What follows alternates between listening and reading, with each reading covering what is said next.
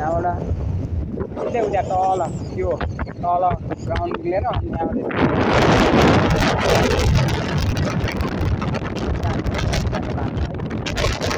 अब उतातिर कतैतिरबाट आउनुहुन्छ भने चाहिँ यताबाट बाटो रहेछ है।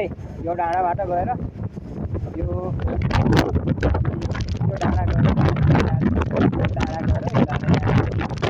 डाँडाबाट उतातिर फेरि आउनुहुन्छ भने यो डाँडाबाट गएर उता परको खोल्चो बाटो चाहिँ तल झरेर चाहिँ बाटो रहेछ भन्ने थाहा भयो है।